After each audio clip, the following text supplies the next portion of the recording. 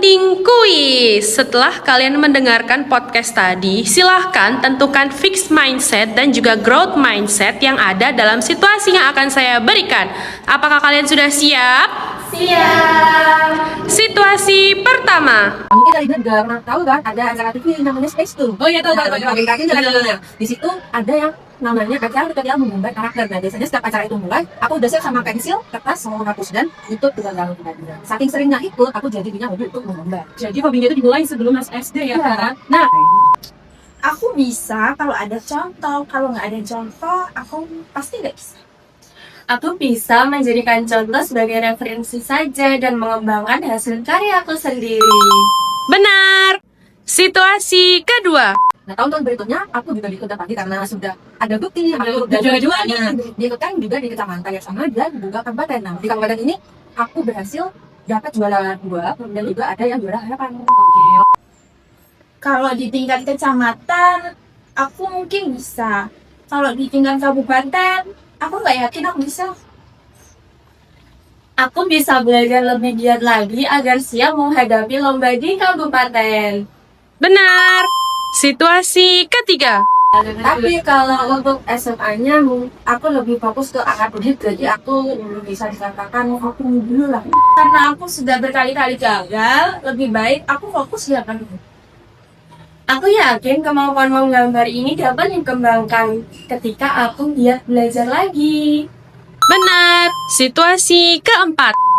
Dari 12 kali Iya, Karena udah berkali-kali gagal, memang aku tidak berbakat, jadi lebih baik berhenti saja. Aku tidak menyerah ketika gagal. Aku terus berlatih agar kemampuanku berkembang. Benar. Situasi kelima. Setelah 2-3 bulan aku berhenti, itu aku merasa ada yang hampa gitu kan, ada yang hampa.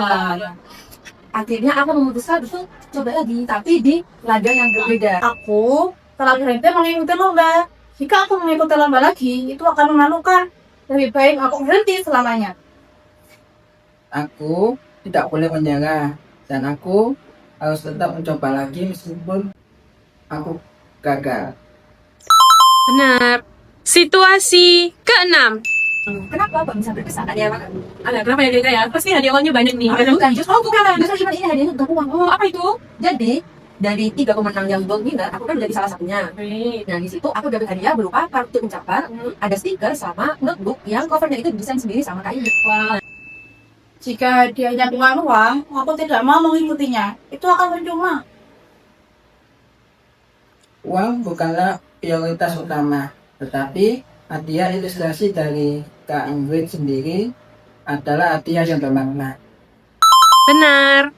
Situasi ketujuh.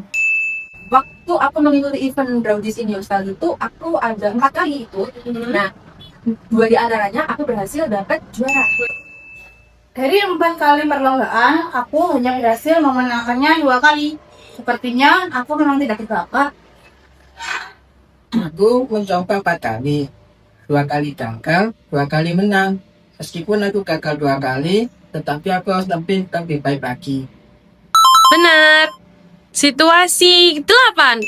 Jadi kalau kita itu mau menghadapi kegagalan sebanyak apapun, seperti tantangan aku tadi ya kan, sudah 12 kali ikut dan ternyata masih belum dapat hasilnya, sebenarnya kita juga nggak sia-sia.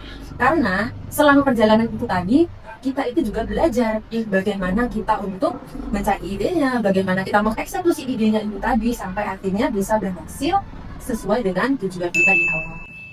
Selama aku mengalami kegagalan, sepertinya aku telah menyia-nyiakan waktu, tenaga, dan juga uang. Lebih baik aku segera berhenti daripada lebih banyak. Meskipun aku gagal berkali-kali, tetapi itu tidak sia-sia. Dan aku harus tetap berlatih agar kemampuanku dapat jauh lebih baik lagi. Benar. Tepuk tangan. Yeay!